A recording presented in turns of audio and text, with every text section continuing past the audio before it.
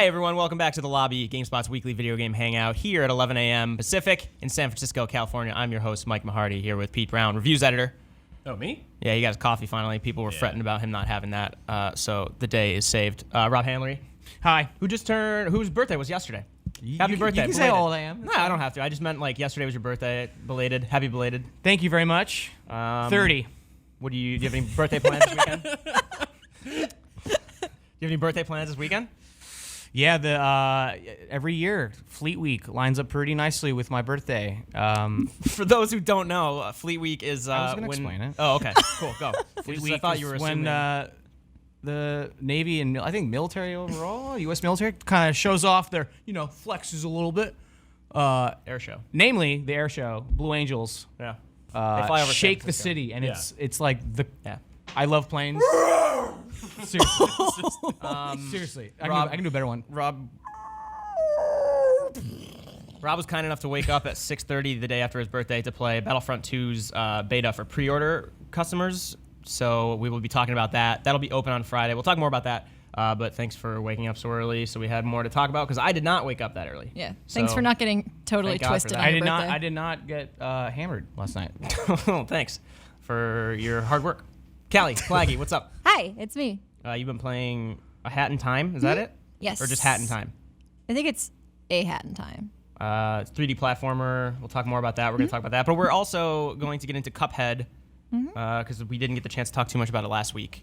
We got the chance to play more of it. Pete, you reviewed it. Cuphead. Joey I Yee get it. got really good.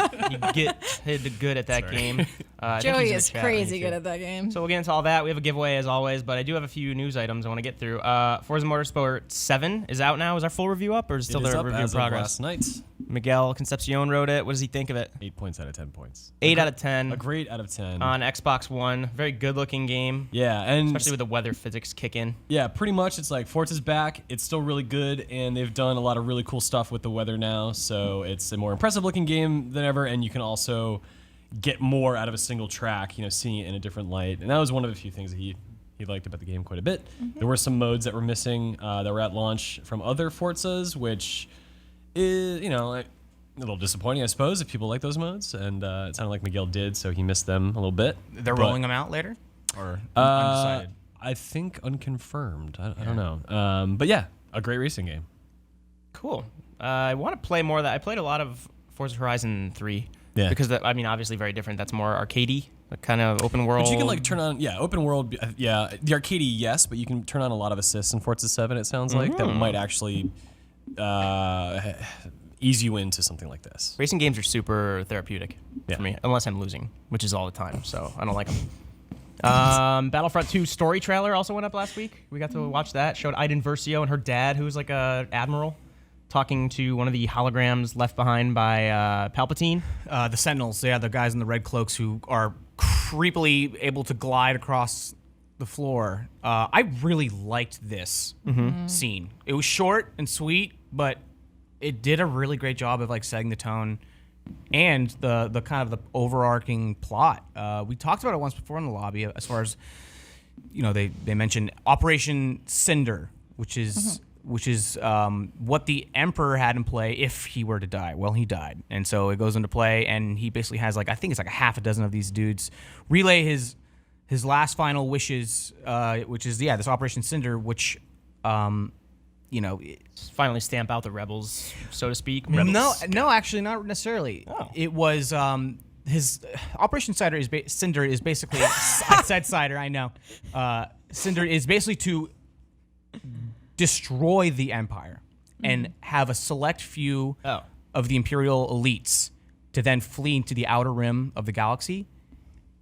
Basically like a full-on retreat, but destroy what is remaining of the Empire and then to flee and start again. Okay. And basically what we now know is the First Order. Oh, interesting. So okay. it really is a middle story between, or linking, the original trilogy with the new trilogy. Cool. And I think that is Which is awesome. so cool. I mean, I Yeah. love that they have to work with Lucas to get these stories approved anyway. So it's just really cool to see such a high profile game factor into those movies. I'm very excited. And tell a story that you can argue that like the standalone upcoming movies of Han Solo and Boba Fett and now Obi-Wan. It's like Boba Fett, whatever. But it's like who really wants that? I mean, I don't. I want some new grounds. Mm-hmm. At least this kind of like rests in between like. I don't want like a new fun, territory. jaunty Star Wars game or movie. Yeah. You know what I mean? And the same goes for a game, right? Like Yeah. So I think that's really neat. And again, like this plot of like Operation Cinder was, or at least part of it was already implemented in their newer comics. So this Shattered Empire. I can't. Yeah, I is think that it's it? Shattered Empire. Yeah. So they're pulling Star from Wars that. Aftermath. It's a 3. Oh, part. Aftermath. Wars Yeah, the Aftermath Aftermath books. But as there's well. Yeah. So they're. Shattered Empire is also. But it's all the new and official canon that Disney has created. So like they're pulling from that. It sounds like in a really cool way, and also telling a new story of this Iden. Iden Versio. She's Janina Gavankar, if I'm pronouncing that correctly. She was Shiva in the League. if Shiva you know Soma that. Kamini Kandakram. Yes. She looks like she's doing a very good job based on the story trailer so far. She did the presentation at EA's conference at E3, right? Oh, she had the coolest dress. Yeah. And there's I always not remember maybe you saying that. Yeah. Super wasn't Star easy. Warsy, right? She had a cool dress in something, and did. I was really Yeah. excited about it.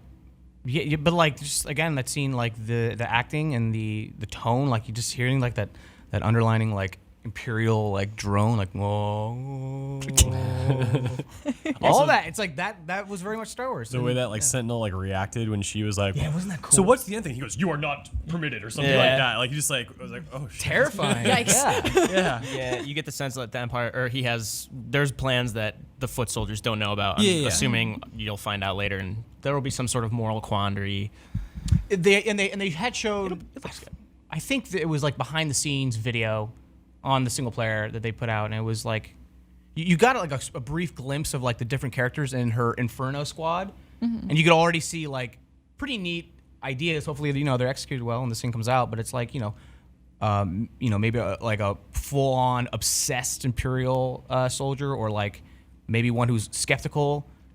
Characters basically that can like pull and tug on her own opinion of the Empire and where it stands. Like, we don't know if she's gonna defect or, Kind of do a Finn.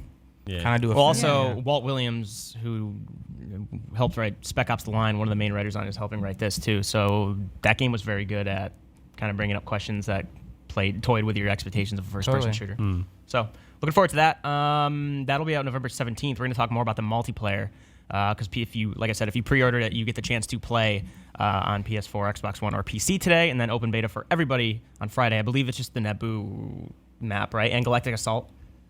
So that we can talk about that more later. Okay, cool. There's lots to say. Quickly, I guess, because there might not be too much to talk about. Did you play Call of Duty 2 World War II? The Call of Duty World War II beta. Yeah. PC beta. I played a brief amount of PC beta, but yeah, I mean, it was the same thing as the console ones. Was it like Team Deathmatch, or you play one of those other modes?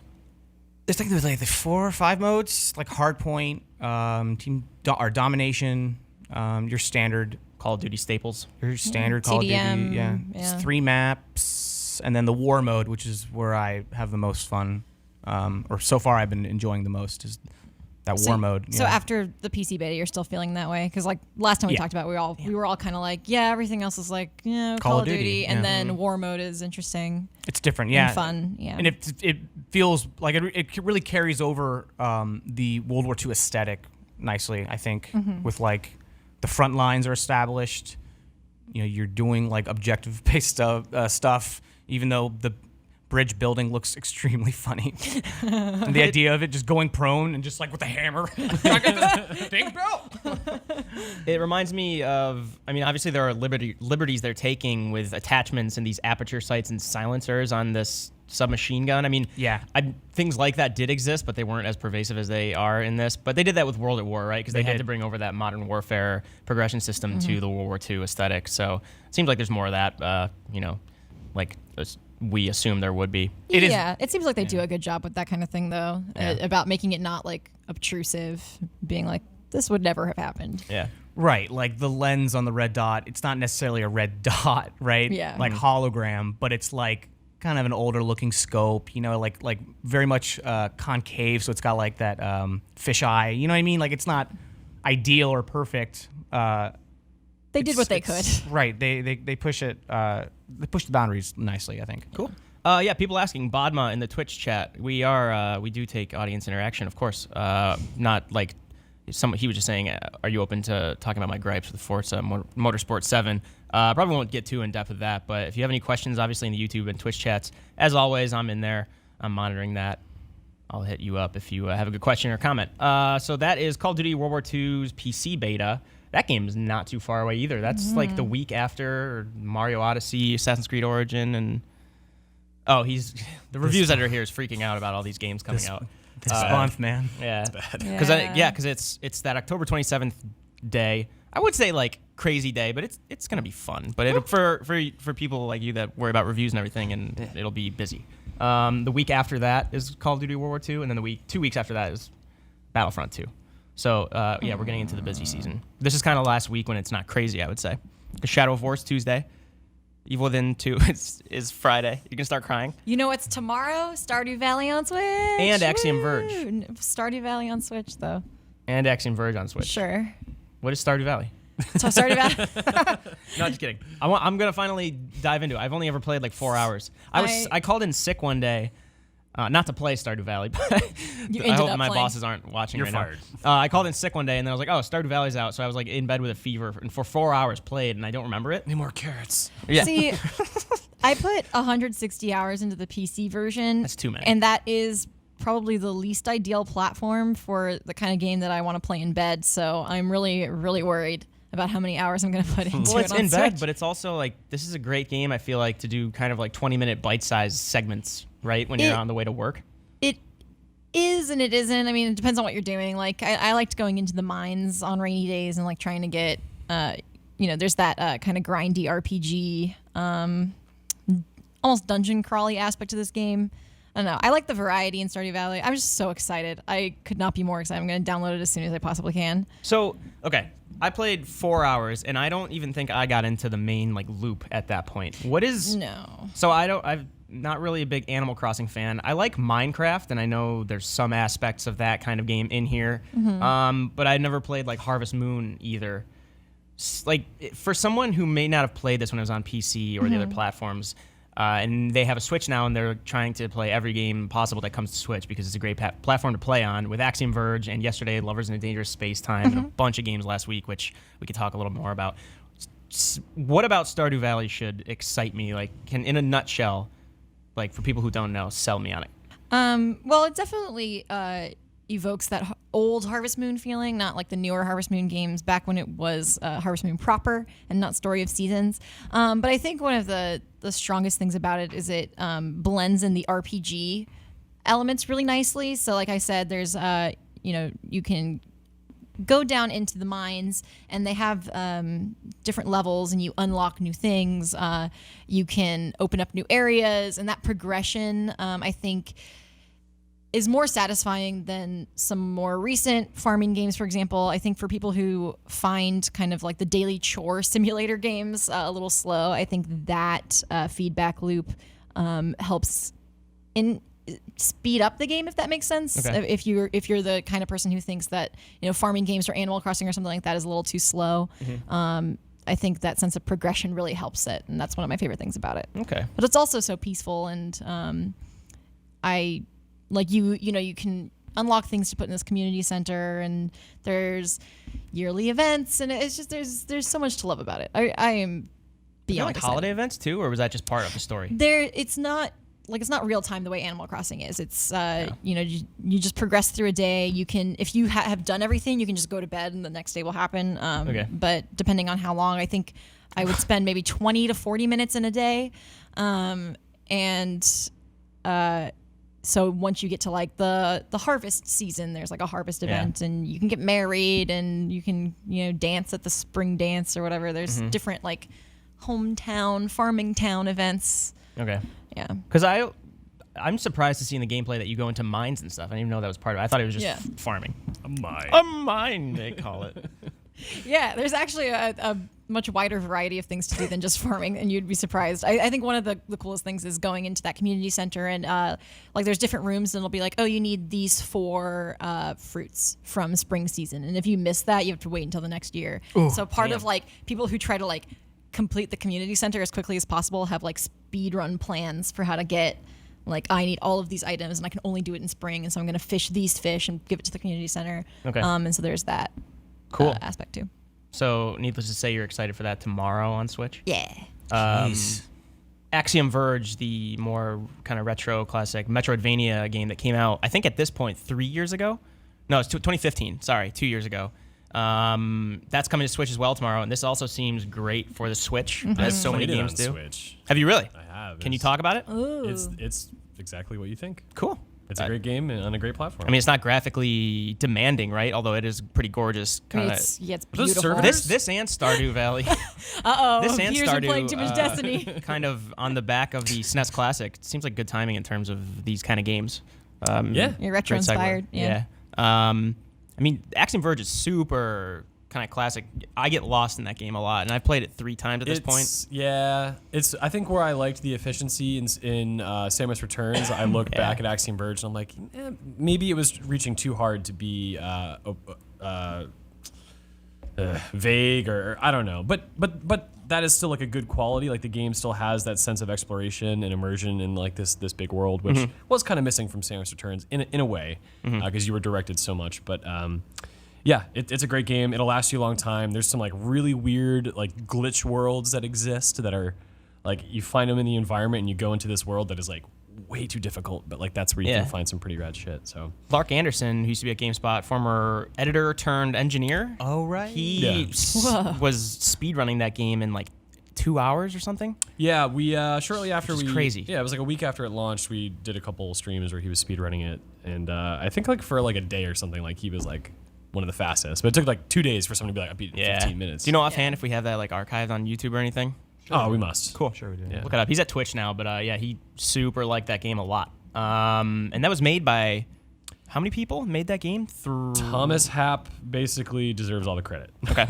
That dude spent, I believe, 5 years nonstop working on this game. Wow. Yeah. Cool. So that is out on Switch as of tomorrow, Thursday. You can check that out alongside Stardew Valley if you're into that. As long as, well, you were talking about Cinemora, the bullet hellish kind of game that came out, what, 3 years ago at this point? Yeah, I think one of the smartest, bullet hell shooters out there.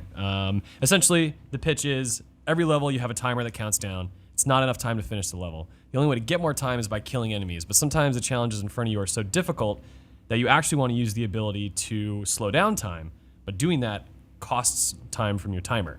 So you're constantly saying, There's the opportunity cost thing. Yeah, right. So, am I confident? Can I do this on my own? Fuck, no, I couldn't. So I gotta go back and try it again and do that. Super dark story, wonderful graphics.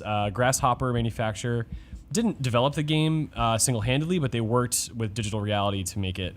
That studio also made Black Knight Sword, which is sort of a forgotten game that was a very difficult, very dark platformer.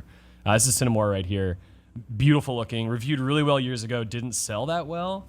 It's very interesting GDC Europe talk online about it, but I adore this game, and as someone who thinks that arcade shooters are a lot of fun to pick up and play, but maybe they lack substance, this accounts for that deficit. So. You think if someone liked Nex Machina or Resogun, this would be something to check out? Are they similar enough? Yeah, they are. I mean, I think there's more substance to this game than those games. Cool. So yeah, I mean, definitely play this if especially coming off of Cuphead too. Like if you like that sort of Twitch like side-scrolling shooter stuff, I got nothing but praise for this game.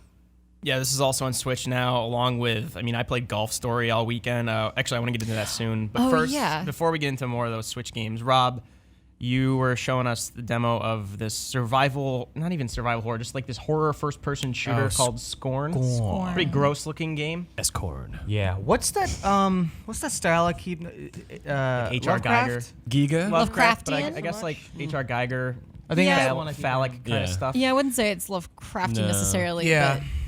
But See that? Yeah, I mean, there's your body. I do love it. It's like your skin has been in a.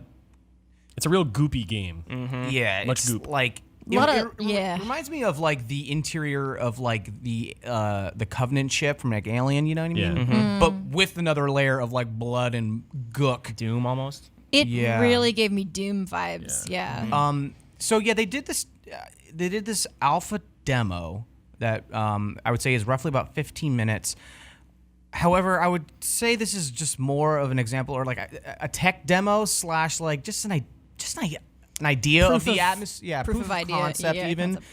because the first part or the first time you load it up, it says like this game is not done. The content and what you do and the puzzles have all been changed. So yeah, that's your ammo you're putting in. Typically referred to as like a It's going vertical to- slice. Yeah. Game. That being said, like you basically just it's super mysterious. You literally have like no text. You just are observing your environment, like unlocking doors. It's puzzle heavy, but also this version, this tech demo is like permadeath. So when you died, you started from the beginning.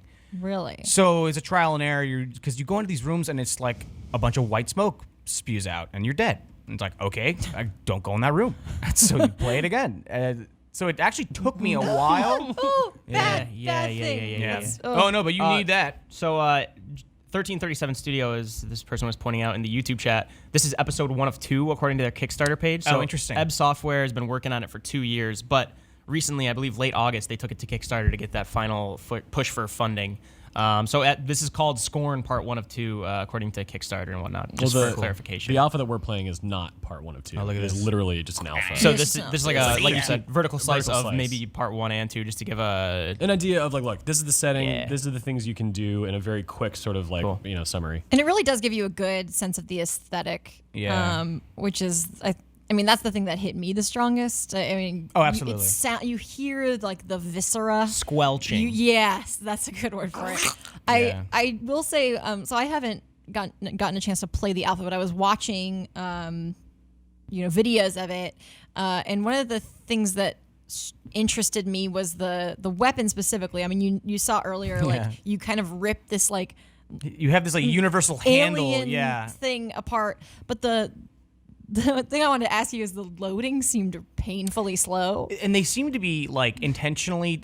Yeah, there's like that's one of the things where it's like I don't know if that works well. Where Yeah. it's supposed to be intentionally slow. So there's that panic-induced feeling you get when you're getting swarmed by these But, like, aliens. there's no way this dude is that slow at loading this weapon. Like, it Yeah, was right? So slow. You totally nailed it. Where it's like I'd be freaking out. Yeah, I'd be dropping like, these bullets. I'd be dropping trying to- bullets yeah. everywhere. I'd be shaking. Like he's Right. very deliberately It doesn't fit feeding the bullets necessarily. into it, and it's that Oh, was here's noteworthy. Here's to me. this thing. So this thing comes out and you just immediately die unless Oh, you know what great. you're doing. So it's a Cool. puzzle thing. So you're moving that white alien from one room to the other so you can get through. You know what I mean? Like there's a lot of puzzle stuff. And then the end, you approach a door and it just ends. But I would say, yeah, there's that. There's some things that I think are questionable. The other one is the permadeath, where it's like, I really hope they don't. Like that sounds more applicable to this demo, this permadeath idea, where it's like I die and I can't save and I start from the beginning again. Because walking down these corridors again for the, 6th time gets pretty tedious. So I would have to imagine it's like just meant to like keep you playing and indulging into the ambience of this game. But yeah, I don't know. I don't know what this final product is really. It's still super mysterious. Yeah, These things are weird. yeah. I mean, I do get Doom vibes. It does seem. Silent Hill? Yeah, there's a lot of things that seem kind of old about it, if that makes sense. Like, it clearly looks really good. There's like this cool aesthetic they're going for, and there's this cool weapon, but the actual way it looks to walk through these corridors and stuff just seems old. I don't know how else to put it. Right. Done, tired. Like Sure. people have done it already. Oh no, you're exactly right. That's like when I was finished with this demo, I was like, all right, well, I guess I'm done. Like Yeah. I don't know. Like I need. Yeah, there's definitely some like features Look that how are slow feel this is. absent. Well, the other thing about too is your ammo is that you also realize in this demo that you have a limited amount. So I ran out of bullets. So you like then played Oh. again and you're yeah. So I was Great. like, I guess I'll die. Guess I'll just die then. So you have to like conserve. So yeah, I don't. We'll have to see what this thing becomes. Yeah, still ways to go. So this like gameplay clip is presumably up on GameSpot and our YouTube channel. Yep. Sorry, I was remembering this. So yeah, you can go check this out if you're watching this live. If you're watching this after the fact, again, that's up on GameSpot, YouTube.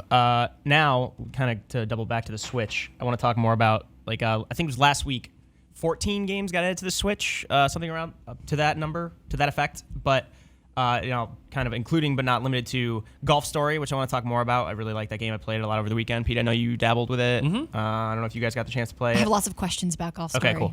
And also the Negative Space Shooter in Versus Deluxe. I don't know what negative space means, but that's what our news writer wrote, and I don't know too much about that game. Demo, the fantasy rhythm game, and then also Nintendo's Arcade Archives Mario Bros. Was a few days before that, and then, of course, Cinemora EX. Or X, however you want to say it. Again, there are many more. Yesterday was Lovers in Dangerous Space Time, a really fun co-op arcade shooter that was inspired by the scene in A New Hope where Han and Luke climb into the turrets of the Millennium Falcon, where you're kind of piloting the ship around. Did you play that? Have you played it, Rob? It's very fun. It's simple, but you're guiding the circular spaceship through space. But you have two people, so you can jump to pilot the ship, or you can jump into the turrets. It's very fun. You get shields and whatnot.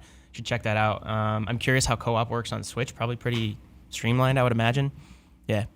Oh, Joy-Cons. That game would probably work well with Joy-Cons because there are not that many controls for that game. Yeah. Don't get cocky. That was the worst Han Solo I've ever done. Silent. But yeah, Golf Story. I've been playing that. Kind of old school RPG inspired golf game in a nutshell, maybe. So you said you had questions about it? I have questions, yeah, because this game looks so beautiful. I love I don't know what you would call it. Charming. Yeah, like a charming art style that really interests me. But I am worried that I will get bored with the golf. Can I enjoy this game if I'm not a big fan of golfing? I think so. I like golf, so I can't say I'm not the biggest fan of golf, but maybe I like video game golf more than golfing concept. Sure. And the nice thing about this game is you can at any point, it's not like you go from hole to hole all the time, or you go to course. You can literally just be like, I'm just going to throw a ball down here. And see you can be talking to someone and be like, yeah, totally. Drop the ball and just tee off while he's talking to you. There's random holes and flags all over the place. And you can kind of just cheat. It's, well, no, it's not like. I know, it sounds cool. It's more just like a pastime kind of thing. I know Nick Margarita's been playing a lot of it. But I guess, so for me, I don't play too many golf games. I liked Everybody's Golf for how arcadey they made that. I think they did a good job with this of kind of making the golf. It's very classic. It's very traditional golf. Like video game golf. Yeah, and I'm having fun with it just because I think they made it well. I was doing this part. The first era, you walk around and you kind of get these side quests from everybody, whether you're they're like betting you money so you can make money to get coaching lessons from this guy that doesn't really believe in it. I love the writing of it in terms of, I don't know if you're watching this right now, you can kind of see every once in a while, they'll italicize things and you can kind of get a sense of the tone of the people that are talking to you. Yeah. People are super sarcastic. It's actually pretty funny. This guy, especially your coach. Off the rumble, for the love of God, if you play this game. The HD rumble goes off every 5 seconds. There are some games on Switch that I just cannot stand because their HD rumble is not nuanced. It's just like your whole system always at a 10. Yeah. Every single text window you see has a associated with it. Yeah. Wow. Hey, developers, fix your shit. It's stupid. No one likes it. Well, see, okay. It's not as bad as he's saying. Oh my God. Then my Switch is broken because it's probably really bad. I will say the first-party games use the HD rumble a lot better, I think. Yeah. From what I have played. Yeah. I'm sorry, Mike. It's really bad. It's every text window. It vibrates every text window, but it doesn't shake the entire room like you're. You've got to hold my Switch. My Switch must be broken because there's something really bothering Peter was showing me he was polishing rocks with it. It was pretty cool. But it is super annoying. I would say that. So maybe turn it off. I guess that's your best bet right now. Until maybe they fix it, yeah. But it is very much. People are comparing it to, is it Earthbound in terms of the tone of the writing, or is that just because that's an old school kind of JRPG? That's a good shorthand for irreverence. Yeah. When you're talking about again on the back of the SNES Classic, between this Axiom Verge, Stardew Valley, it seems like this kind of retro feel seems in this few weeks. It's cool because you have those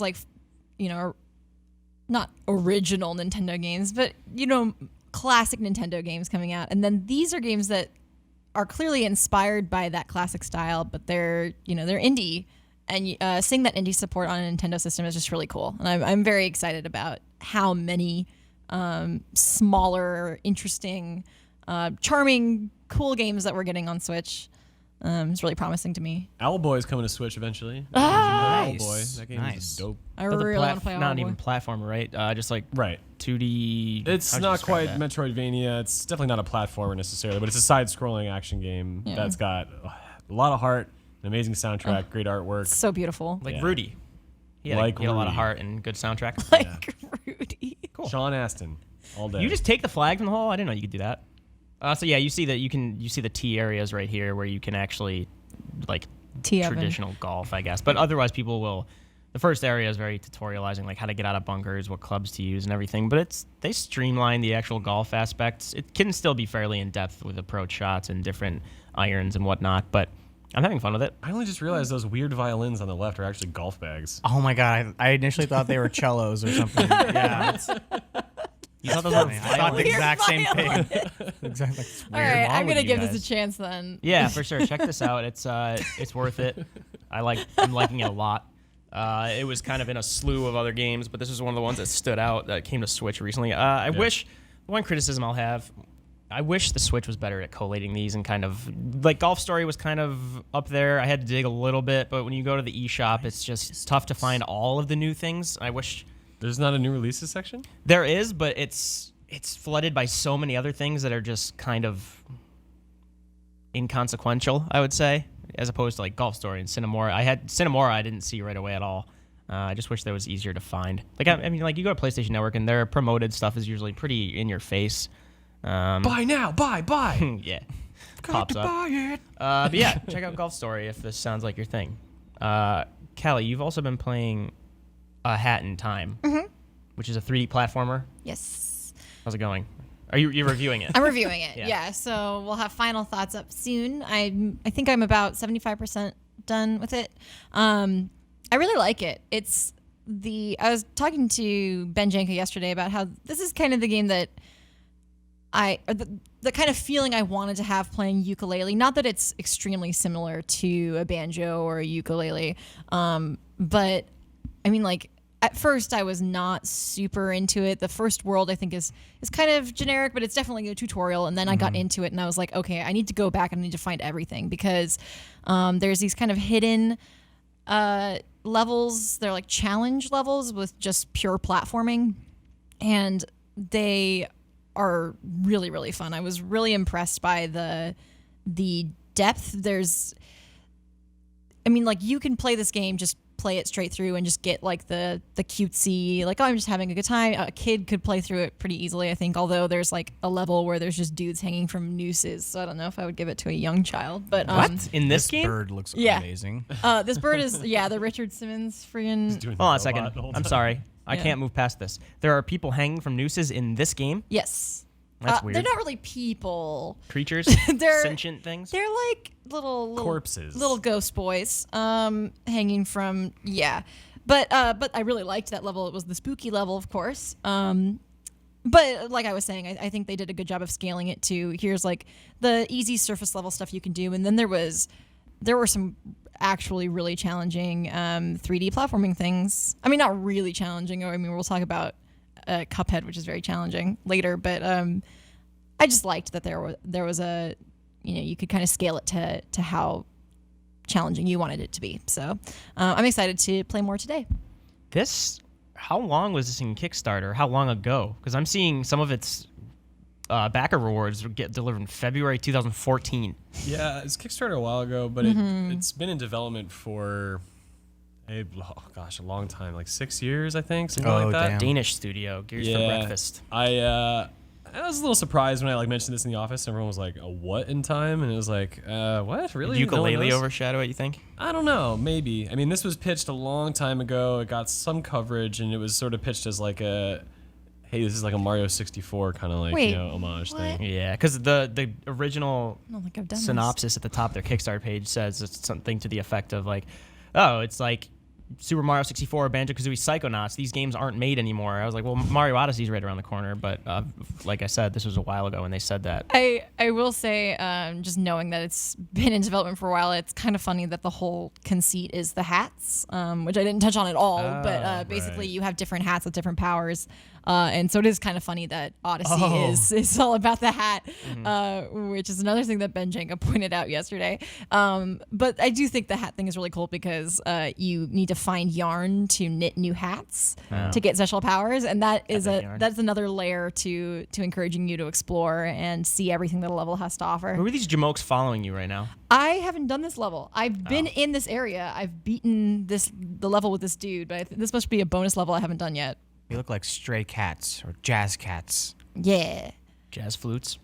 Initially, so this is actually really cool. This is one half of a Warring Bird movie studio level. Looks like West Side Story. Yeah, so there's this level, which is like kind of like the dance DJ, like you're a diva. And then there's the like old Western train movie level, which is like in sepia, and it's really, really cool. Oh, that's cool. Okay. Yeah. I've seen footage of that. Yeah. And that seems kind of dark. Yeah. As far as the tone and like, I don't know, like people are getting murdered and you're investigating like crime You're scenes? investigating a murder. Yeah. I mean, this game does have, I think, some weird tonal shifts that I liked. I do think, like I said, the first level I wasn't that impressed with. It seemed kind of generic, and then after that, the level design got a lot more creative, and the world themes and stuff like that. So This level's very busy. there's a lot going on. The other one is much more plain because it's all in sepia. But So your review will ostensibly be up soonish? yes, aiming for tomorrow. Because this game comes out tomorrow, PC, PS4, Xbox One. Yes. October 5th. If you're listening to this after the fact, then you can play it right now, I guess. But if you're watching live, it comes out tomorrow. Callie, your review will be up on GameSpot in the coming days, hopefully tomorrow. Yes. But yeah, so you can get more in depth of that if you want to check out more of A Hat in Time from Gears for Breakfast, the Danish studio Kickstarter project. Cool. Gears for breakfast. Yummy. Yeah. I eat pieces of Gears. Like Battle Chasers Nightwar. This is... Explain this game to me, because you were saying you played this at E3 and it was super fun. Yeah. And you said it was kind of unfortunate because Battle Chasers sounds like a mobile game. I guess so. Yeah. Yeah. I mean, at E3 is sort of like, all right, look out for Switch stuff. Switch is hot. And I heard turn-based RPG on Switch. I was like, okay. Yeah. Holy shit, it's got the art from Joe Madeira, the guy who's a comic book artist for a long time and contributed to Darksiders. And I was like, all right, now I'm really interested. And I went and I met him and I played the game, and I really like it a whole lot. It's so it's a turn-based RPG. You've crash landed with on this island, and you're trying to get off the island, but you get wrapped up into a conflict. And in the process of that conflict, you end up going through.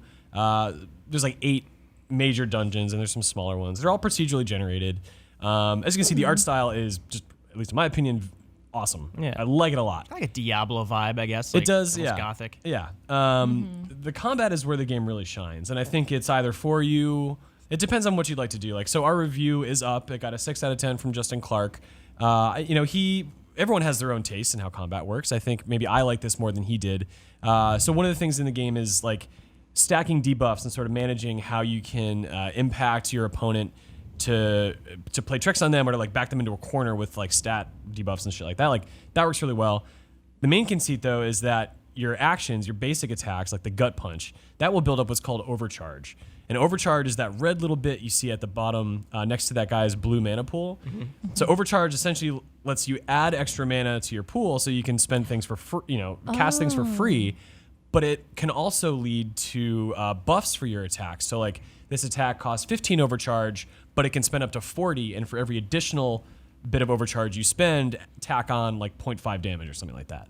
So in a lot of ways, it reminds me of like playing Magic in a sense, like the way you're sort of managing these various status conditions and stuff like that. And like making sure you have enough to spend on those different attacks and stuff like that. I mean, and you can't really get by just by doing the basic attacks. And if you just do your special abilities, well, you'll have no mana left and you're screwed. So you really have to manage like how you act and what you're trying to get out of it. Like you have to think ahead of time. The game can be really difficult. It can be very punishing. But even like standard fights, they still feel very like interesting and, for lack of a better word, engaging. And it's just, like moment to moment, I'm having a lot of fun with it. The one thing I would say is if you're going to play it right now, play it on PC, the PlayStation version on both versions of the PlayStation 4. I haven't played the Xbox one, so I can't say that. But the PlayStation version has load time issues that are kind of unfortunate. Like, after you load a saved game, the next fight you get in, there's like a 30-second loading screen. Damn. Whoa. There's a lot of fights where you'll have like 5-second loading screen beforehand, but that doesn't exist on PC. And like I said earlier, this is coming to Switch, but I don't know the exact release date of that yet. But I'm worried about that because if it's not optimized properly for PlayStation 4, which is slightly more powerful, what will we get on Switch? I don't know. Right. That remains to be seen, unfortunately. But I think you should give this game a shot. You should also read Justin Clark's review for a second opinion. And Battle Chasers Nightwar. I love that character design. It's like a hunter with a cloak, but then boxing gloves as weapons. Yeah, and so she's the tank. Gully? Actually. Oh, really? Yeah. So the big guy is actually the healer. Interesting. Oh my god. So they play with that stuff a little The bit. big guy love with a that. Gatling gun for a hand is the healer? Yeah. That's awesome. He's That the makes support. me so happy. Cool.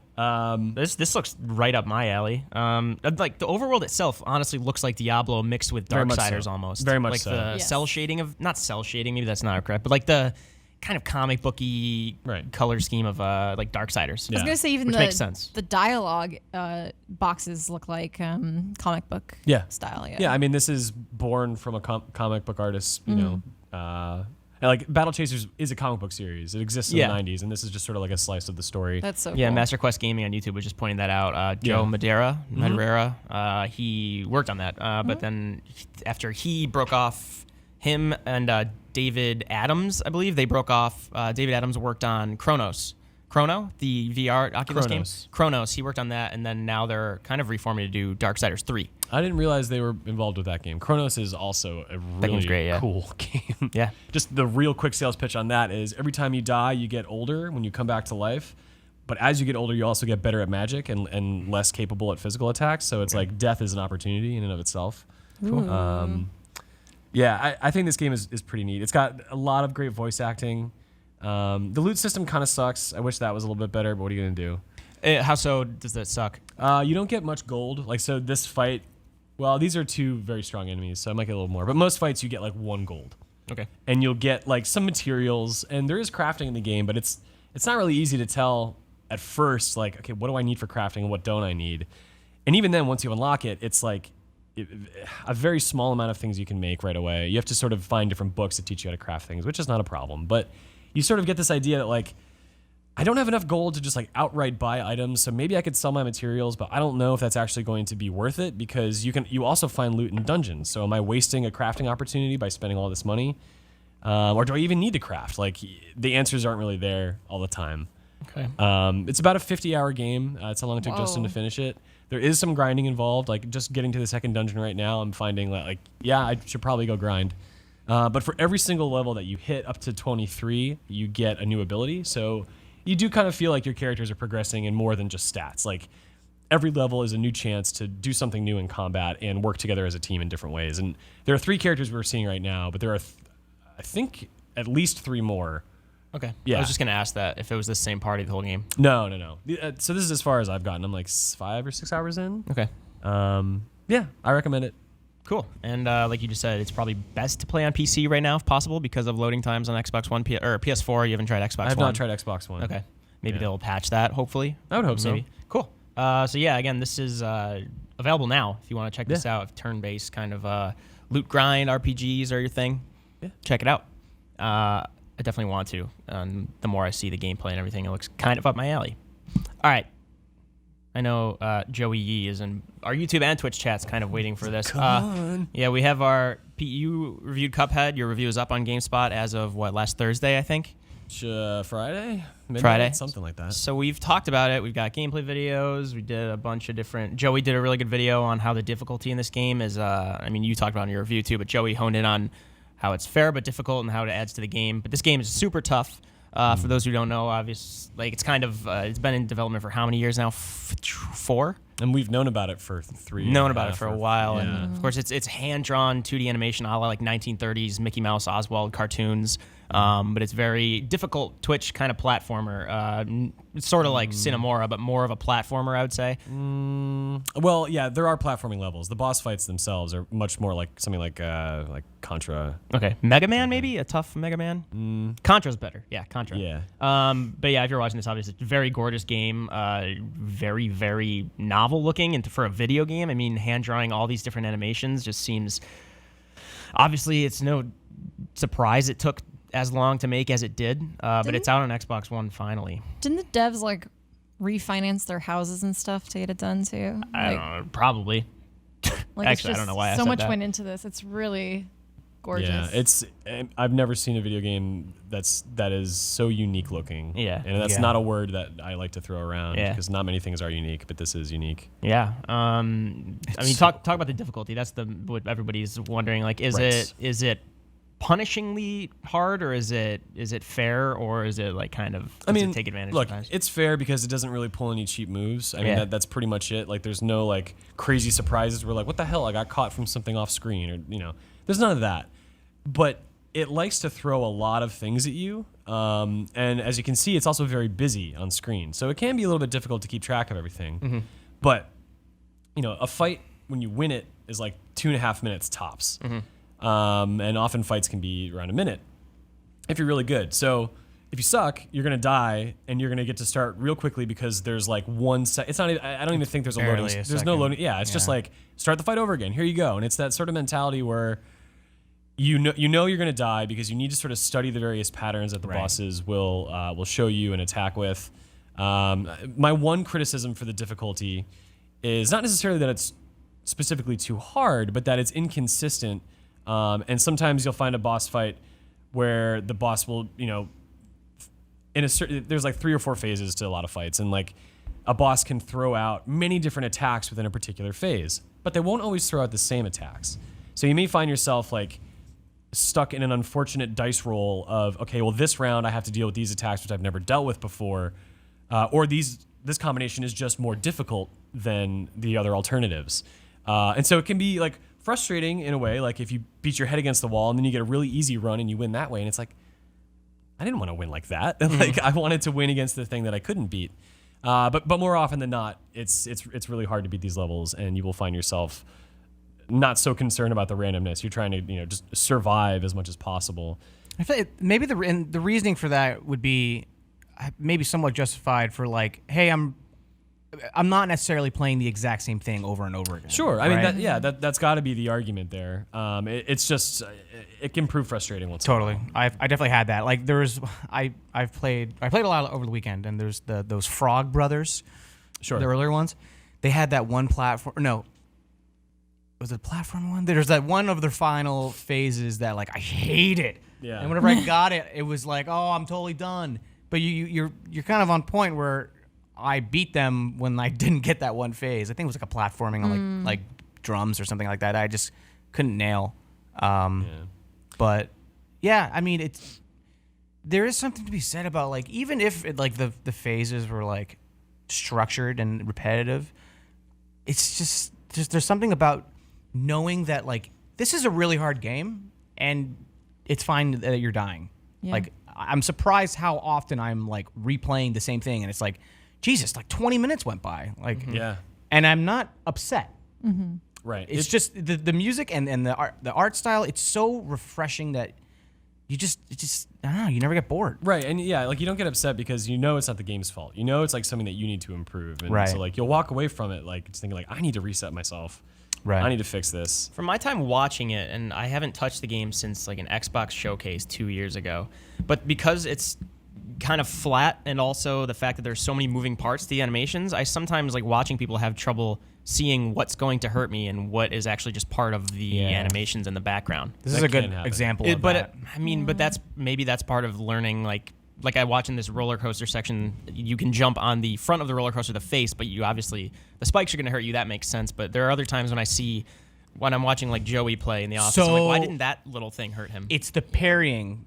If that's what you're, No. I'm not. like I the know front of the roller parrying coaster had like a builds little up- pink nose. That's why he was able to like. Right. hit it. No, I'm saying, but if I were to be playing for the first time and I'm trying to learn what's going to hurt me, there's a bunch of things on screen that like Okay. don't actually hurt you. Like I watched earlier when you were fighting that like ice cream castle boss, there was a bunch of things that it wasn't even like her projectiles necessarily, but it was kind of tough to see in all this animation. It's gorgeous, but maybe I'm sure once I start playing and I kind of get in that you get in that mode mind frame. Yeah, where you're not actually, you get to that point where you're focused so much on one thing that you're not even looking around the screen. Like you learn the space and you learn how you move within it, that it's a second thought. Maybe it's just maybe it's because as a bystander I'm just focusing on how good it looks. Yeah, that's the problem with watching is like if you haven't played, it can be hard to tell, but I think from what I read in your review, Peter, and like what I've seen, it seems like you learn the language of the very much what's going on screen. If that makes sense. Yeah, and you learn the boss's various tells that indicate what they're gonna do next, and but yeah, it's a very, very tough game, and there's a high ceiling for skill as well. Like even if you can beat all the bosses, there's still things you can do to obviously run through faster. There's things on the map that'll sort of like hint at like maybe if you do this a certain way, you will unlock a thing. This is Joey playing, by the way. So Joey stressful. is really good. Joey's so good at games. He put up like a boss run video with no damage on YouTube and our GameSpot site if you want to check that out, because it is entrancing to watch when someone's really good at it. I want to try it out so badly. He's like clearly not human. It's amazing. Yeah. I had to like pour fuel down his spine tube the other day. He fell asleep. Spine tube. Yeah, huh? he's a robot. You get it? We were talking at the end of the day yesterday, and he came over and he had been playing Cuphead all day, and he like wasn't making sense. His nose was bleeding. Yeah. We were like, hey Joey, and he was like, I just need a break, and we were like, oh my god, are you all right? He's like, what? Like he's not there. Joey, is that a cup handle like growing out of the back of your head? What? Is that a straw? There's like parry and exit sign on top of the door. Headbutts You see him just broken. I thought it was pink. He just runs headlong into a car. Yeah. People are saying the casino boss has RNG aspects, and then Joey was like, well, yeah, it's a casino. There's gambling involved. There's like randomness. Yeah, I mean I guess that's thematically. if you want to think is about it annoying, the RNG? It's basically like you just have to fight a series of bosses, and the ones you fight are determined by chance. But that's the same as any boss fight. The casino thing is the boss run? Yeah. Oh, okay, gotcha. That makes sense. But every boss fight has an element of turning randomness. into I a love trash this can. level. I like the like kind of like, I mean, it's almost a narrative, but like Oh yeah. where like the phases of each boss. Oh, yeah. Like the cat and like the rack. There's soup like rat. What so was there's it? like one where you're fighting this rat, and then he goes away because a cat comes out of the house, and you're like fighting the cat, and you go through a few phases with the cat, and when you finally kill the cat, it like hunches over, and its face it turns out it's a robot. Its face opens up, and the rat's inside of it. Like, oh shit. No way. Yeah. That's so cool. I love it. Dang, I gotta play this. The ultimate and the story in the beginning, or the setup to like why Cuphead and his bro Mugman are That's his shooting brother's name? stuff. Yeah, Mugman is like they were going crazy in the Devil's Casino and gambled. They rolled a die. They just made a bet with the devil. They made a bet with the devil, but the devil's like, now you got to go like collect my debt. So you're kind of killing maybe potentially innocent like creatures. You're Who collecting knows? their souls and handing them over to the devil, all because you owe them Snapping. a little cashola. Hey, Errol that's Moss in our Twitch chat is saying, is there a debate about skipping difficult sections in games going around right now? Because he said like this, he saw like arguments about like if people who aren't necessarily like good at Twitch games but still want to play this, should there be like a way to skip stuff? I have seen people talking about like, maybe differently abled players like having trouble, like if you have like I actually have a friend who has like one hand that like her hand's fine, but it's just not as dexterous as her other hand, and it can be harder to play like twitchy games. So I have seen people talking about that. I haven't really seen like anything conclusive. I also saw somebody saying like if you have the option to skip a boss, then maybe that boss wasn't necessary in the first place. Like people are talking about that right now, I guess. Right. I mean, interesting. yeah, like I think the broader discussion there is like if a game has a really heavy story and has a lot of combat and you don't actually care about the combat, should you be allowed to skip it? And I mean, I don't know if we're going to share our opinions on that, but yeah, go for it. I mean, it's yeah, maybe why we're not? talking about- maybe why not? Yeah, because like, why not have skippable stuff? Yeah. Yeah. Who So cares? that's the thing. Like I saw Goob, a friend of the podcast, was saying maybe it's just like not every game needs to be for everyone, but like Cuphead kind of maybe reignites that argument or that question because it's so gorgeous. It's kind of so charming. Like It has maybe, a simple mode. You like- can fight bosses on easy mode. You just can't get to the end. Right. Yeah. Just looking at it, I'm like, even if this wasn't a difficult game, I would super want to play it no matter what, just to see that play out because it's gorgeous and it seems so novel. Right. But then the counter argument to play devil's advocate is maybe you just need to play a different game and this game's not for you. Or maybe people shouldn't gate each other from things because they want to feel. I hate all those arguments. Yeah. I hate every one of those arguments. But this actually came up. I think this is a weird comparison, but Legend of Zelda Triforce Heroes. You can just like essentially skip whole parts of dungeons in that, and I felt in that game because it wasn't overly difficult. I was like, why can you even skip these? Doesn't that just devalue these sections? Why include them if you can skip these? Yeah. Cuphead, it makes a little more sense because it's so difficult. Well, there's also a thing called self-control. I mean, if a thing is skippable and you don't want to skip it, just don't do it. Don't and it's skip not it. a problem for you, and you can get over your fucking hang-ups and move on with your life. Yeah.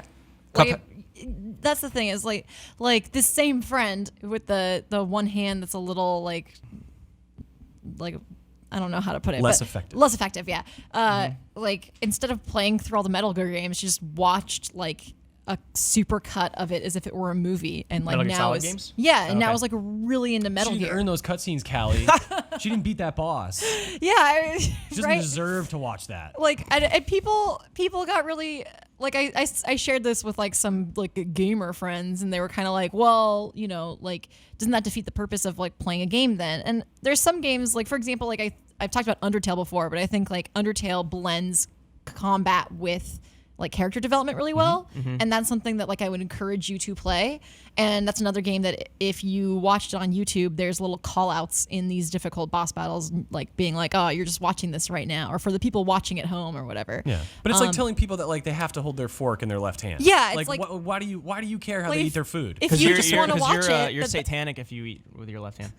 if you That's just what my grandpa always used You to tell me. can. I mean, if you just want to watch it, like just do it. It doesn't like I don't want to police how somebody consumes like a work of art or fiction or media or whatever you want to life. call it or anything. Ben yeah. Janka on our YouTube chat was saying, what if they consigned like certain attacks to one button, so it, like you Sure. could still experience the boss Yeah. and That talk would be about it with so friends. cool. Yeah, there's a game Capcom vs SNK 2 that was on GameCube, a complex fighting game that on any other platform can be complex. On the GameCube controls, you actually had just like one button super moves. So you could still participate in conversations about certain boss fights without Yeah. like suffering through it if you're not, Yeah. for whatever reason, not able to play at someone else's level. Even just the fact that like match 3 puzzle games that are color based have colorblind modes Right. is like, I mean, it's the same concept of just making this more accessible to a wider group of people. I don't see what's wrong with that. And again, like playing devil's advocate, thinking from the developer's side, do you think in some cases that could compromise their vision for what the game is or how they want people to experience it? Does that matter to me as a player? Like maybe like thinking from the creator side of the game, saying the difficulty is inherent to this game.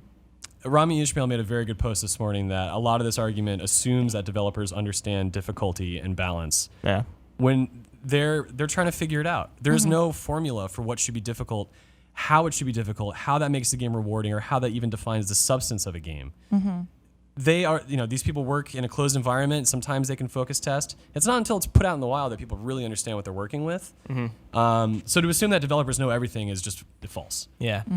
Keith Richards' liver, 420. In the Twitch chat said, I mean, I'm disabled and beat Dark Souls and Bloodborne. It wouldn't have meant as much if there were skippable bosses. Maybe that's more along the lines of what I was thinking of. Like, is that difficulty inherent to the game? And if you can skip it, does that actually make it not Bloodborne, not Dark Souls, not Cuphead anymore? No, Okay. not in my opinion. Okay. Sounds like you're on the same page, Callie. I mean, yeah, I just really think that, like, honestly, with any piece of media or art, whatever you want to call any game in particular, it's more important how you interpret it than how it was intended. Yeah. In most situations, I don't think that way when it's like racist. Yeah. But like, like for example, Pokemon originally was just like collect all the Pokemon. And then people were like, nah, we're gonna make them fight at the highest level. Right. And then they started putting that in the games. Like it's Yeah. just like. And speaking of Nintendo, look at what they do with their games now. Like if you die a bunch of times, like in a new Mario platformer, like 5 times, it's like, do you want us to like give you a little bit of an assist? Like Yeah. Mario plus Rabbids before each fight says easy mode button. Press Yep. Y for easy mode. Sure. I mean, I don't think there's any shame in wanting to play something on easy, especially because yeah. like you ultimately decide how you want to spend your time. And you only have so much time to spend. And if I want to experience Mario plus Rabbids without like wanting to pull my hair out, then that's my choice. Like, yeah. I mean, I will say, to your point somewhat, is that if it presents it before every fight as just this overt thing, I could see that being an impediment to your, understanding of what this is if you're trying to make it difficult. But I think there is a way to put those options in a game that, with finesse. And if it's done in a way that isn't so overt that it makes you feel like, well, why am I doing this? Yeah. Then that's cool, right? Mentioning Dark Souls and Bloodborne, Yes. you can do a deprived run, and that's super hard because you chose to do that, but you don't Right. have to do. Well, it's super hard for the first few hours of the game until you can build your character out, but that's a choice to make it harder if you have that dexterity and want to improve it. And that's the opposite side. Like, that's not a problem, right? That's Sure. making a game more difficult by choice is not the problem, right? It's Yeah. the debate arises over. Is Cuphead still Cuphead if it's not difficult? It's the difference. It's modern art. It's the modern art debate. Yeah. Like, do you interpret the art as the viewer, Or does the or creator, does the creator convey it? Right. Yeah. Like, that is the separation between fine traditional art, and modern art. Yeah. And it's either one is for you or it isn't. That doesn't make either one invalid. Yeah. And I guess it makes sense that Cuphead might have, like Errol Moss Twitch, it's always on our in our Twitch chat, was saying that debate maybe it was on some sort of forums or something that got reignited. Cuphead makes sense because it's super difficult, and to like Joey Yee loves the difficulty. He put up that video about why the difficulty made him like it more. But as you're saying, someone else could like it for totally different reasons. Like if you just want to be a part of that charming, gorgeous world, then that's maybe you don't need the difficulty. So that is like I totally like respect and understand everyone's point, but like, for Cuphead, when I'm hearing like we're talking about the rat level, the boss, and you're like, "Did you see the ending?" I was like, "Yeah." I actually didn't see the ending because when I played with my buddy on Simple, because we both sucked, he got the true ending of that whole thing, and I missed it. So then it is the attitude of like, well, now I am. The whole Cuphead is such a unique case where it's such a gorgeous game that you want to get every ounce of that visual. So now it's like, okay, cool. Well, I guess I have to play on regular, or else I'm not going to see the final stage. And that's like the case for like almost every boss, right? For absolutely every boss. The third, if you play on simple, the third phase is stripped. Whatever the Yeah. last phase is, and That's you also frustrating. can't get to the final world if you only beat bosses on simple. You Oh, have I to didn't know beat that every either. boss on regular. Then to Mike's question, is Cuphead still Cuphead without the difficulty? That's just like simplified Cuphead, then, isn't it? Like, it's the same thing, but That's assuming that like, But there are different like ways- Pete said, everybody who plays Cuphead is the for the difficulty same means thing. the same thing to them. right. Yeah. Like, there are ways of doing that can work, right? Like, because even along with the third phase being stripped, the amount of enemies is removed for simple. So why not just do that? Balance it to a degree where I'm getting the length and the breadth of like each level every time. Like that should be the case. Like, Because why not? right? I've not heard a really solid argument for why that shouldn't be a thing. Yeah. Oh well. One last side note: 1337 Studio in the YouTube chat said the music soundtrack for Cuphead was recorded with a live band. Yeah. That doesn't surprise me at this point with this game. Like, it makes sense. That's Oh, awesome. I mean, even like the announcer, which I freaking adore every time you start up a new run. Let's go. What kind of music is it? Like, Like, I real have- match is about to begin. What I'm getting is like the announcer, like the muddiness and like the muffled of like that mic. You know, it was like an old ass condenser, whatever the hell they had Right. Yeah. back in the 1930s. Like, it just sounds so authentic. I Yeah. love that. Yeah, Ryan Schubert, who works here at GameSpot, he's in the YouTube chat said, imagine if you couldn't watch the end of a movie because you weren't a big enough fan of the rest of Yeah. it. Seriously. Yeah. Oh, Oh, yes. you want dessert, but you didn't appreciate that dinner I made you? that meatloaf. You don't deserve dessert. Oh, yeah, when you wear a band So t-shirt and what someone kind of music quizzes is you. Cuphead, by the way? Because every time I see someone in the office, they have headphones on. and I It's a haven't variety heard of things. I think there's like a swing? lot of, Is this there's jazz? a lot of it is swing? pertaining to like the boss type. Like, there's like that one plant guy who I swear is like more like a salsa, maybe like mamba. Yeah. Like, he's like dancing to it. There you like, go. There you go. marachas, Yeah, Rob. right? Yeah, yeah. He's doing it. It's a killer. Or it's like the rat. I feel like it's like more like ragtime. Like, Yeah. There's a lot of different influences, but definitely from that same era for sure. Cool. Awesome. So yeah, go play Cuphead. It's on Xbox One. It's gorgeous. PC, Windows, correct? Yeah, cross-buy. Cross Or by whatever the Windows hell, 10, Game Anywhere. Xbox One. Yeah. Play anywhere. Play Anywhere. I don't know what it's called. Play Yes, Anywhere. play anywhere. Play Anywhere. What were you saying? It looks like you had a I was separate gonna say thought. 2-player mode is kind of hectic. Oh, yeah. Certain Sorry, levels shit. are. We should talk about that. Cuphead and Mug Bro. Is his name Mug Bro? Mug That's Bro, you awesome. Mug Man. Mr. Muggs. Oh, Mug Bro's better. All right, Cuphead and Mug Bro, you can play in a co-op mode, but that was a big draw of the game for me. Every time I played demos, it was co-op with someone else, like boss run kind of things. But you said that's a little too much in terms of visual in terms stimuli. of seeing what's on screen, it's a lot to deal with. Especially if, I mean, I was in the zone playing single player, and people came up like, "Hey, let's play co-op," and I was like, "All right." And it's like threw off my entire game. You just start throwing up at the station. It's like every 5 minutes for me, I'm throwing up. You are. I got a You weird do thing. vomit. Kind of like a I got a bedpan weird underneath thing, you. You man. vomit Yeah, sitting quite a across lot. from Peter is a trip. Everything smells like acid. Our reviews editor just a damn good fucking reviewer, though. throws Throw a bucket. throws up every 5 minutes, but shit, can he review a game? It's not even like Eric Tay sits next to him. It's not even phased him anymore. He slides over an extra bucket when he has to clean his own. Co-op and Cuphead. Yeah, it's busy. Yeah, it gets too much. Well, that goes For back me. to my question. Like, it seems like there's a lot of stimuli on the Right. screen, but when it's co-op, it seems like it's. Is it?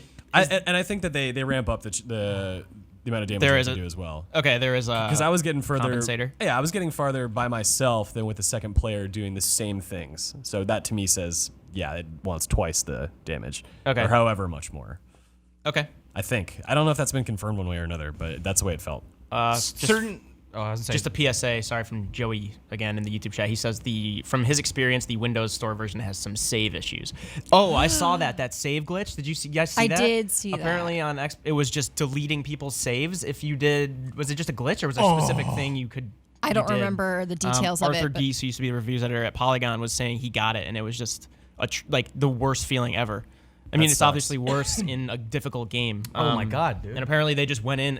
I think it was like trying to reload. It wasn't even like booting up the Xbox and continuing. It was he died and it couldn't reload that save. So like he just lost and went back to like a stage 3 hours ago or something. No. Yeah. And that sounds awful. I don't know. You would walk away. I I would- don't I think would they're take, like- super pervasive, but they Yeah. exist. Maybe they've fixed them since I read that 2 days ago. But Joey said there are some save issues on Windows. So be cognizant of that, I guess. Were you going to say something else about Cuphead? We were talking about co-op. I don't know where we left off, but yeah, I played a lot with my buddy over the weekend, and like we were doing the simple modes which are only for the bosses, right? The run and guns are going to be the same difficulty. I think so. Run and guns They're not that hard. were easier. Yeah. I felt. Yeah, they really are. They're an opportunity to earn coins, and coins you spend on new weapons and passive buffs. And easier in the sense of like, you know, that's where like the roller coaster boss, the theme park, that is hectic, right? There's so much going on. That's where you lose track of your character. Like when they're tossing like the platforming in there, God, that has got to be so difficult. We didn't play it, but like again, the run and guns, which is side scrolling, but certain levels were bearable.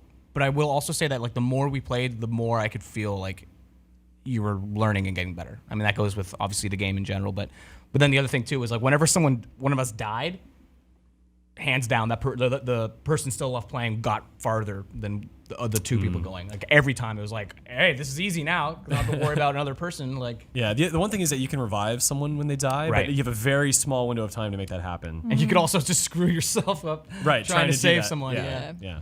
You have to basically parry their ghost as it floats off the screen, but parrying is tricky in itself anyway. So. We kept getting to the final boss, and he kept trying to revive me. And I was like, don't, just go on. And sure, it always it's like died. in the movies when someone gets like during a battle or a fight they get the shit kicked out of them and then like their friend goes up to help them. They're like no they need to get up themselves and like prove it to everybody. no, Don't you help me. like I And had it's like Apollo Creed. Don't you throw that towel, Rocky. I had one who was like, we both kept like reviving each other. So we both, it's like, ah! All right, Cuphead, Xbox One PC is out now. Ending thoughts. Pete's review is up on GameSpot. You can go check that out. We've got a bunch of videos. Joey he talked more in depth about the difficulty in a video essay he made. It's very good. You should go check that out. It's pretty short too. It's like 4-ish minutes, maybe less. So you can watch it right after the lobby. One more thing I want to talk about before we call it quits. Battlefront 2 beta, again, Rob, you got up at like 6:30 to play today. So from my understanding, it's Naboo, from what we saw at E3, and then what was the other one? Is it the space battle? That's right. Oh, dope. I wanna Over play that. Fondor. What is Fondor? Did you make that up? Mike, you don't know what Fondor is? No, hit me with your I don't know your intelligence. I think it's the planet that Aiden is from. No, she's from damn it. Vardos. No, she's from Dantooine. Dantooine. I was just testing She's you. from Just Vardos. testing Where's you. Vardos? It's a new Oh, planet. it's an Outer Rim colony. No, sorry. Oh God. Sorry. It could be, Mike. It might be. Anyways, yes, Starfighter mode. This Tatooine right here. This is the other one they showed off. This is Takodana. I can't do this anymore. I swear. Star Wars. Chill Takodana, out. Maz's castle. Maz's castle from Mazel Force tov. Awakens. Jesus Christ. Yeah, with. Let's get through this. This is the palace from Force Awakens. Oh, okay. Gotcha. It looks gorgeous. I only played a few hours this morning, but I was walking around as a first order trooper, and I think this was a little bit in the last game, the Battlefront 2015. But like, you start off all fresh in this pristine white suit, and then there was like so much mud. I swear it was like so cool to see like in third person, like just my whole outfit just like covered in mud. Dude, this game looks better than ever. It sounds awesome. The aesthetic is so spot on. Just like the last game, it is so cool to just soak in.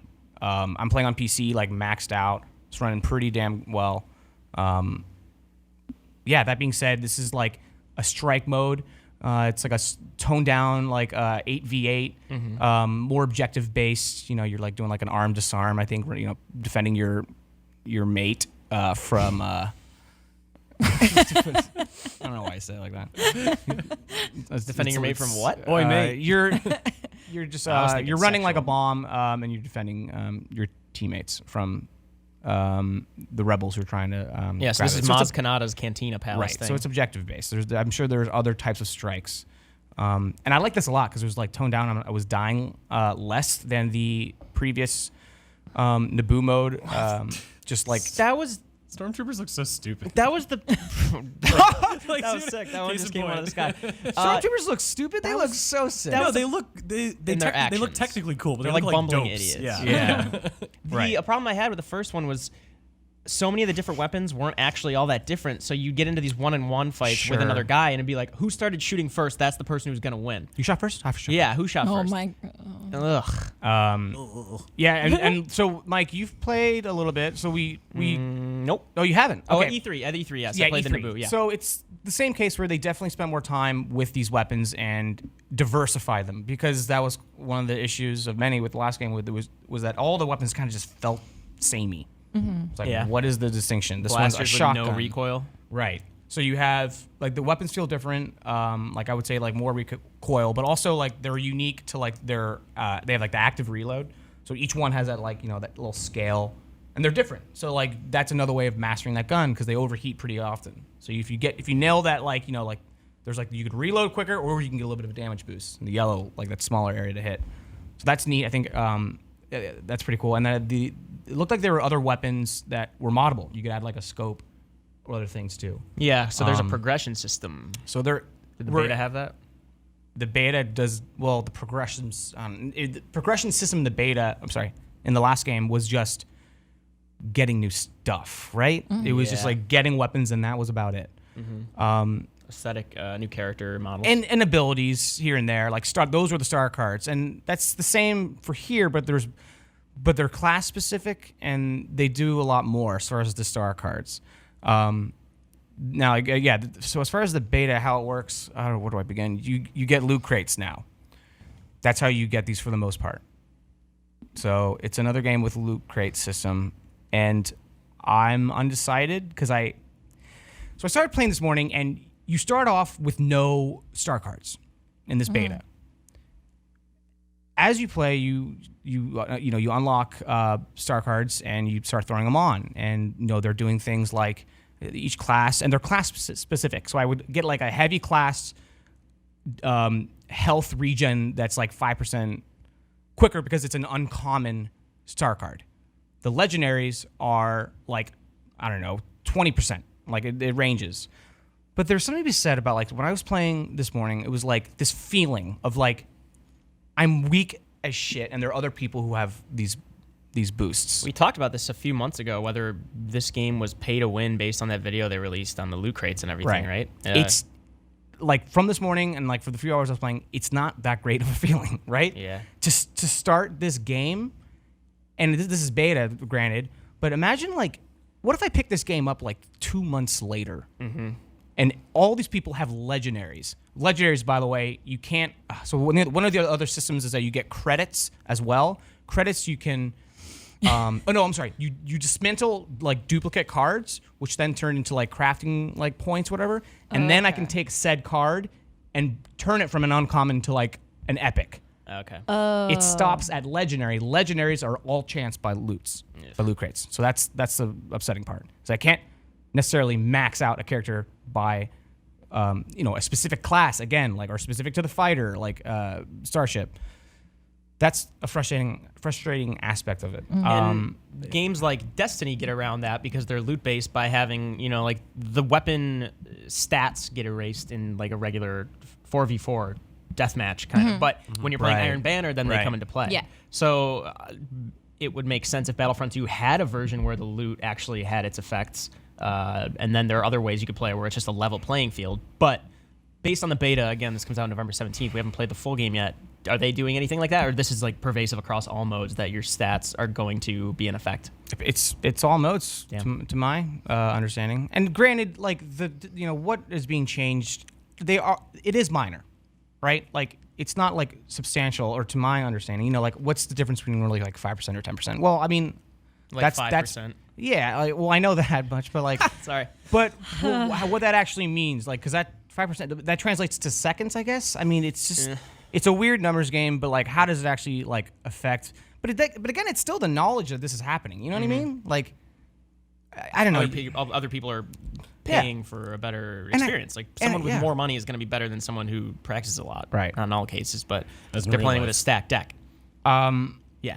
But that being said, like, I don't know, like, I just want to keep playing it because I don't really have an answer, right? This is just how I'm feeling of the like 2-3 hours of this morning, and this is weird to think like this is beta, like, oh man, I wonder what comes they're out gonna soon. do. It comes out soon, but I wonder if this is gonna be the case when I start the game, Yeah. and I have no cards. I hope not. I hope that's not the case. I hope like everyone is on a pretty solid playing field. We're watching the actual like space battle right now. How does this feel? Because there were space battles in the first game, but they were specific modes and they were just boring dogfights, as opposed game to looks so good. the original Battlefront 2, which had awesome. You could board the ships as the Marine classes, Yeah. and then you could actually That's not target happening. specific things on the ships. Yeah, it's strictly aerial combat. But it's better this time around. There are like more obstacles, and you get to fly into this space station, and like as like an objective. You disable the generator and then fly inside and disable the core. So there's a lot going on with dogfighting and stuff.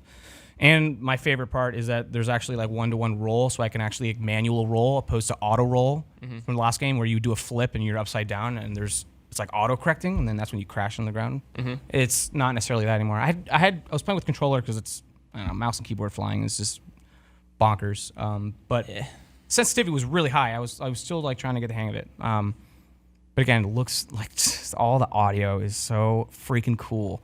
Like they go ham with the aesthetics. TIE interceptors, by the way, are the coolest. They're so dark. Starship. Oh, man, like spacecraft in Star Wars. Yeah, B-wings they're are pretty the cool. stupidest. Shut I the can't hell wait to up. blow up B-wings left and right.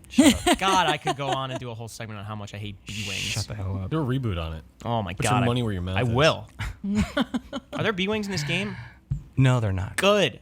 You were saying. Wait, do you want to destroy them, or would you rather they not be in the game? I would I'm rather confused. they be in the game. He's so I could giving. just He blow gives them me up. shit because I like the B-wing. They're so dumb. All right, you were talking about. Dark side. What else was there to talk about? You like B-wings? No, I'm just saying the hate is flowing through you. Oh You're no, I'm officially- fine. I'm cool. I'm chill. No. Well, I'm cool. But This is Sith as hell. I want to play more of this game. Another thing to say is that the loot crates, how you are getting them, because you can get them automatically based on like just experience. So like I was flying a good amount this morning. I got a Starfighter specific loot crate that what gave me were like 3 items that were pertaining to like starships. So they classify these. So if I played a bunch of like the assault class, I'm gonna get inevitably a assault class loot crate. So it is specific. Like you can kind of hone your progression, opposed to what to my initial understanding was like, you're just gonna get a loot crate and it's gonna be random as shit, like as fuck. Like it's just gonna spread out all over the place and you can't like hone any like, oh, I like this gun, I want to get like a scope on it or something like that. I think it can be specific. Nice flying. It's tough. Yeah. Anyways, I'm rambling. It's been a long morning. Yeah, so this is if you pre-order the game, you could play this right now on PS4, Xbox One, PC. The open beta for everyone starts Friday. The game releases November 17th. Rob, based on the beta, any last thoughts before we inevitably talk about it again in November? I am excited to play more of this. More so than the first game, you're enjoying Hell it yeah. so far? Hell yeah. And that's mainly because it's the first game was better great than the last game. I really do think that is the a first strong one case. was great at just being a good-looking, kind of fun to jump into Star Wars game, but it wore thin after a while when I realized there wasn't much below the surface. Because you weren't necessarily like, it was just like all jumbled and random. It was like, hopefully you get in the next wing if you find the icon on the map. Yeah. Like I for one love like the dogfighting and like that's so much more refined and I can like stick to these modes, but also in the other modes, the Starfighter mode I can play, but there's Galactic Conquest where like you can get into a Starfighter way easier with battle points. Get a couple kills, you're in one, guaranteed. That's great. And there's a lot more teamwork with like your points raised if you're like huddled in a team. So that's helping opposed to like the last game where you're totally like just lone wolf in it. So that's neat. I'll stop talking. No, cool. I want to play this a little bit today. Like I said, in a couple days, everybody can play it. But if you pre-ordered this game, there's no like EA access right now. It's just pretty much strictly open beta Friday. You can just go get into that and try it out before it releases November 17th for PS4, Xbox One, and PC from EA Motive. Also, this lines up pretty nicely for the supposed Last Jedi trailer, which drops Monday. So after you get your Star Wars Go with the beta, you get a nice hot trailer. Didn't you Monday. Didn't you tell us that there was going to be a trailer like a couple weeks ago and it turned out to be a lie? No, but I prefaced that as saying it's a rumor, could happen. Oh, I see. Avoiding responsibility when you're inevitably wrong. What's wrong with you? Why do you hate me? I'm just kidding. I saw Josh Shaw in the Twitch chat earlier, and he was the one talking about it last time it happened. Dude! Yeah, got him. All right, cool. So that's our show. As always, we have a giveaway. Speaking of Axiom Verge on Switch, we have 25 North America codes and 25 European codes. So if you don't follow GameSpot, go do so on Twitter. Retweet the tweet about the giveaway. Shiva will be putting that up momentarily. If you're in the Twitch chat, she'll also be putting the link in there. And then Friday we'll pick winners, and 25 random people in North America, 25 random Switch owners in Europe will get Axiom Verge on Nintendo Switch. I highly recommend playing that. It's the Multiverse edition. I am assuming there's added stuff that I never played on the original one, but yeah, so you'll get the whole package for free if you retweet us. That's our show. I totally forgot about something. We're streaming to Eric Tay and I are You are streaming Star Wars. yeah. Battlefront 2 later on today. Today at 2 p.m. Pacific. Join us and save the universe. Or just the galaxy. No. The universe is a pretty bold task. That's it. Cool. Awesome. We have streams every day at 11 a.m., but later today we're going to be doing 2 p.m. Pacific, playing Battlefront 2, as Rob just said. Thank you to Eric Tay, Richard Lee, Jean-Luc Seipke in the back. There's a couple of reviews I can't even talk about that are going up soon. I got in trouble the other day for talking about a game that I wasn't supposed to. We have, Hat in Time, hopefully tomorrow. You're aiming for tomorrow, the 3D platformer. Are you working on anything, Pete, review-wise, or you kind of have a little lull? Little lull. Gundam Versus review is probably going up today. Okay. If you like Gundams, you can get your Gundam on. Sick. Next week, Shadow of War releases on Tuesday. Evil Within 2 on Friday. Being a Bethesda game, we might not have the review up on release day. Who knows what's going to happen with that? But as always, thank you to everybody joining the YouTube chat, Twitch chat on GameSpot. We will be back next week, same time, Wednesday, 11 a.m. Pacific in San Francisco.